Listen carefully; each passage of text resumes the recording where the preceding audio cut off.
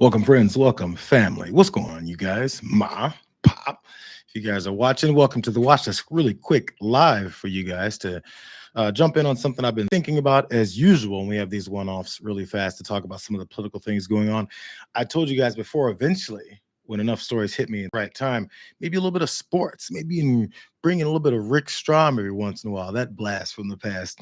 But as we wait for you guys to come in to hang out, we're going to be talking a little differently today. Lately, last couple, I've been talking about Joe Biden and his issues because let's keep it real. As much as we don't want to talk about it or admit it, that is the big political story outside of everything going on with, of course, the fascism that the MAGA party is trying to implement in the country. But as you guys roll in, there's also more things going on this week as we lead, of course, into the convention, the RNC starting next Monday. It's going to be wall-to-wall coverage all over TYT, all the channels, all the shows, the entire network. A couple folks on the ground as well out there in Milwaukee to hang out and talk to folks, cover the madness that might go down. But because of that, one of the things I did want to talk about is Trump's vice presidential picks, his possibilities for it. We'll do that in a second. I still want a few more of you guys to come in before we go that route. But as I mentioned, as this week is going to end, actually tomorrow, I might as well give you guys half of it. Tomorrow, something else is going on the network. So keep an eye out from the morning all the way to the late afternoon. Who knows? You just might have to watch it all to see what it is that I'm hinting at, that you're going to catch a little bit of a glimpse of that we haven't seen in a while. It's been a minute. That's as far as I'll go. I think you guys might be able to figure it out from that. I don't like to give too many spoilers when it comes to surprises, but there is one in store. Unless the other person on the end of that surprise has already spilled those beans. We'll see. But a few of you guys are here. Might as well go ahead and get started. As I pointed out, you guys, a quick watch list live to talk about some of the things that Donald Trump has happening outside of his plans for Project 2025 and his denials of it. We can touch on it a little bit because of these folks. It's Trump's possible vice presidential picks. I am curious what folks think about where he might go with it, why he might go the direction he'll go. There's always a lot of speculation and strategy involved. A lot of times from certain states, you want to cover maybe some battleground states. Hopefully you can pull in some votes because of your vice presidential pick. A lot of times that seems to be about it, but outside of just being someone who's able to do the job. And from the looks of the way Trump's administration is forming, it's all about coalescing around just him and then consolidating the power just for himself. And hopefully the vice president to anyone else in the administration are just very loyal yes men that have nothing else to say except yes, sir. So let's go into the first couple of thoughts, because Donald Trump was talking with Brian Kilmeade, and he asked him some of the possibilities and questions he may have for some of those picks. Again, some of those finalists being people like J.D. Vance, Marco Rubio somehow. I don't know how he got into the mix. Doug Burgum, and of course, Tim Scott, Byron Donalds. I don't want to be sure about that, but I don't think they have much of a chance for obvious reasons. Let's go to this first discussion that he had with Brian Kilmeade about some of the that are potential chopping block of the people. Real quick, Yeah, on your people. vice president candidate, we're J.D. Vance because of his facial hair. Is that true? No, facial hair. I've never heard that one. Number two, No, he looks good. Doug Burgum, the thing He that looks hurts. like a young Abraham Lincoln. Right, he's a handsome man. Doug Burgum, he's a nice guy. On abortion in North Dakota, he signed something legislation handed him. Does that hurt him? Well, it's a little bit of an issue. It's a pretty strong ban. You know, I think Doug is great, but it is a strong. He's taken a very strong stance, or the state has. I don't know if it's Doug, but the state has. Yeah. It's an issue. And lastly, Marco Rubio. An issue. You know, Marco Rubio and being from Florida, would that stop you from picking him? No, but it does make it more complicated. You know, you do that and it makes it more complicated. There are people that don't have that complication. Now it's fairly easily fixed, but you have to do something with delegates or there has to be a resignation, you know, et cetera, et cetera. So it's not like picking some people where it's very easy, where there is none of that. Florida, meaning two people can't be running on the same ticket. You actually can, but they take delegates, and taking delegates is, you know, a very risky thing to do, right? See you in Milwaukee, Mr. President. Much for the quality time. big strike to Marco Rubio there as far as the Florida discussion that they were just having about running two guys from the same state. Trump officially from Florida, and of course Marco Rubio as well. So running both of those guys would be a problem with delegates. Those aspects of the delegates and everything with RNCs always confuse me. I don't know the details of why that's a problem, but I keep saying that it is. So Marco Rubio, even though he's from that same state and apparently is a hurdle involved with that, he's still on the on the possibility list or the finalist list somehow. And when you're on the final, people start picking apart some of the things that they may have a problem with. And for folks who maybe weren't around back in 2016, actually 2015, when there was a primary for Donald Trump before he took over the party, Marco Rubio was one of them. He was one of the ones that was actually a little bit effective in derailing some of the things Trump was doing, because he was battling with them at debates. They both, remember, they had the tiny hands conversation. And of course, what that leads to as well, in front of all these folks. And that's when the laughter was still going on surrounding Donald Trump, because it was literally a size contest between the two of these guys. But now they've come full circle where Marco Rubio is possibly a vice presidential candidate along with Donald Trump. Now, as you can imagine, here comes old Don Jr. to drop a couple of problems with that possibility. Let's check this out, you guys. This one really stuck out to me. Here we go. Rubio guaranteed their impeachment. It has to be Vance or Vivek. I mean, listen, there is, and again, I have a good relationship with Marco, but there is some truth about, having someone that's a little bit more establishment in there. It's like, when, the Senate rhinos, wouldn't they love that? I joked, I said that about Nikki Haley. I was like, if it gets her, by the time my father's hand moves off the Bible in the swearing in process on, what's the date? Is it January 20th? 12 p.m., January 20th. The second it goes off, it would be like impeachment and gone. That's how fast it would be. And so there is something about having someone from outside of the establishment to sort of further protect you from that establishment. So the worries, apparently, on you guys, the worries from Don Jr. is that Marco Rubio is such an opponent, that is such an establishment guy. He's against the populist pick of Donald Trump, that as soon as he gets in and he's swearing, his hand is hovering over the Bible and just releases off, they're going to trigger impeachment. Okay, so these are some of the cartoonish scenarios that these folks keep pushing. But what it does say is that there's a lack of trust for Marco Rubio, again, because of what I referenced a minute ago, because they had their battles back in 2015 for that primary for the presidential ticket. And after Trump won it, they kind of still didn't like the way that Marco Rubio kept slapping him around during that time period. It's memorable moments, again, which is why I was surprised that this is even happening now. Marco Rubio was at Donald Trump's rally from yesterday or the day before, talking about Kamala Harris and talking about anything else, the shadow government that's being run in right behind Joe Biden. All the same talking points you can imagine from anyone else that's groveling and hoping for a position of power underneath Trump's ass. He's just another one of them. It's kind of crazy that after this many years, he's back to kissing ass. And apparently it's working out for him. But I just want to remind you guys of a couple of things that he did say about old Donnie, that then is probably still under the skin of Don Jr.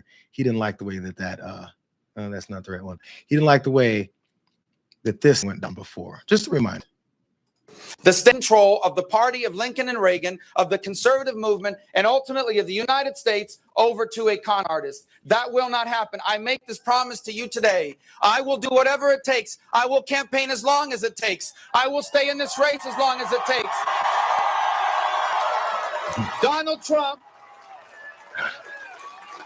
a con artist, will never get control of this party. A con artist will never get control of this party. A con artist.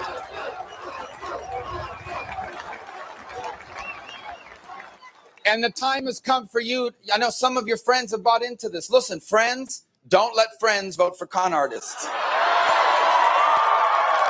It is time to open our eyes. It is time to open our eyes. We cannot allow a con artist to get access to the nuclear codes of the United States of America. It's a big fraud, and it's time to open our eyes, and we will in the days and weeks to come. I'm confident of it. Confident of it. Back in 2016, he's confident that they would get their hands back on their own party and Donald Trump would not be the con artist that runs the party. Friends don't let friends vote for con artists. I just want to keep reminding people of these things that were said. Marco Rubio, again, was one of the more effective people that ran against Donald Trump back in his first run at the White House that he actually did win. And he's back. Con artist. Okay, already know we've talked before about Kamala Harris and really anybody that ends up being a primary challenger to eventually becomes the nominee. And sometimes when they get chosen as the vice presidential running mate, there's always the question of, well, bro, didn't you just oppose this guy back in the primaries? It's always the question anyone asks, no matter which party it comes from. These were vicious attacks. These are attacks that stay and hang around.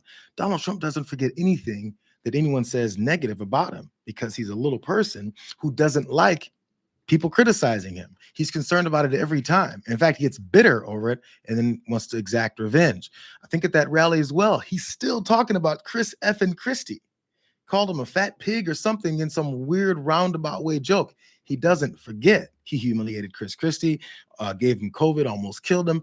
He doesn't care about anyone else. So I'm really trying to figure out at which point, if that hammer is going to drop on Marco Rubio again, because he doesn't forget these things. If I remember it, definitely Donald Trump remembers it. But he wasn't the only one. There's other folks too. JD Vance has an opportunity to get an opportunity at this as well. And JD Vance is probably the best well-known anti-Trump guy from back when, again, he ran the first time. Now he has a chance at some power, so he suddenly loves the guy. Here's a quick little breakdown of the way a few of them, these top guys, JD Vance, Doug Burgum, and Marco Rubio, all said horrific things, according to Donald Trump, about him. One more. Important that you're by the company you keep, and you just wouldn't do business with him. No, I wouldn't. What we are dealing with here, my friends, is a con artist. He is a con artist. Friends, do not let friends vote for con artists. For Trumper, there's old JD. He's a Trumper, but now he's an always Trumper. I was wrong about Donald Trump.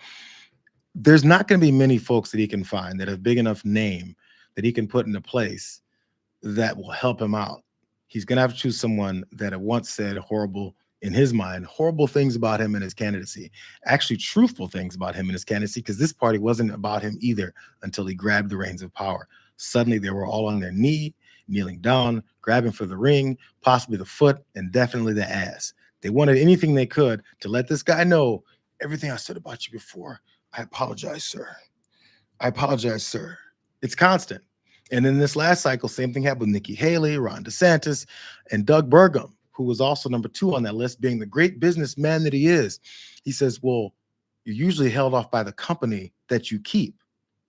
I wouldn't do business with him, but he'd run a campaign with him somehow. I think that's a little bit more important than the business that you keep, maybe the country that you're looking to run with the guy who's again, planning to make it a dictatorship under himself only. Okay, so one last part, because we talked about the way that, as I just mentioned, this plan to become the first fascist president, I guess, in modern American history. And it's backed up by the whole Project 2025 thing, which I'm glad is picking up some steam, because as it got mentioned maybe a month or two ago, no one really knew what it was. And many people honestly didn't want to talk about it, even though they had plenty of information to expose this. It just kind of popped up recently. Maybe it's best that it was a little bit later, because it'll stay on people's minds to understand what it is that they're possibly voting for and who they're voting for and how much he really gives a damn about actually running the country versus doing everything for himself. There's a moment where they all are talking about how they have no idea what Heritage Foundation is. Never heard of Heritage. What's Heritage? Heritage is a what? Who? Heritage. Heritage? What's that? I thought Heritage was just our Confederate flags down in the South. That's the only thing they ever mentioned with Heritage lately, because now they don't know who the hell Heritage is. They don't know who Kevin Roberts is, the guy that said the Civil War or the new American Revolution will be bloodless if the left allows it to be. That guy, Kevin Roberts, who's the head of the Heritage Foundation, who they've all talked about how they followed the Heritage Foundation's rules and their policy making for 50 effing years in this country. Now they don't know who he is. So again, in order to follow behind Donald Trump's ass, they have to make sure they say the same thing, which is who knows who Heritage is. Here's a couple of those same guys who at one point did know who heritage was. It's kind of weird how that works. Let's watch. For years of incredible work on conservative policy. And it's good to see you. And thank you to Heritage for inviting us here, giving us this opportunity, and for all the scholarship that they do here that really serves as a guidepost for a lot of the public policy we choose to make. You all here at Heritage have chosen well in your leader. Kevin Roberts is a fantastic leader for the nation's most powerful conservative organization. But I want to Kevin Let's listen to that again. The nation's most powerful conservative organization is what Tim Scott was saying in the back end. JD Vance says, I want to thank Heritage for everything they do. Marco Rubio, man, you guys craft our legislation. They're all on Heritage because that's the power brokers within politics. I guess conservative politics, they need someone to craft some crazed policies that'll continue to get the support that they're looking for to remain in power. None of it has anything to do with the American people. How many politicians are looking towards the American people to find out how to craft policy to suit their needs? Not many. In fact, a lot of times what they say when it comes to the American people is, I talk to my constituents back home. You know what they told me? They told me exactly what I've been saying for months is exactly what they want. We just have to trust them. They've been going on knocking on people's doors in the middle of their term in office to talk to the American people somewhere in Arkansas. And they told them, you know what, buddy? Everything you're doing is exactly what I wanted. It's all BS. But who they actually listen to are people like from the Heritage Foundation, whose president, again, said we're looking for a bloodless American revolution as long as you guys don't fight back. So these are the folks who are now acting like they don't know anything about what's going on. They have no idea who's at Heritage. But throughout history, they've known pretty well who is at Heritage. So I guess, since there's many conservatives that are on both sides of the fence of whether or not Joe Biden should stay in the race due to his issues and also who may be the one to replace him, I wonder what you guys think as far as who Donald Trump should choose of these clowns and these lunatics. I haven't heard much from Byron Donalds lately. Honestly, that's the only time I've seen anything from Tim Scott in that little clip because they've kind of fallen off.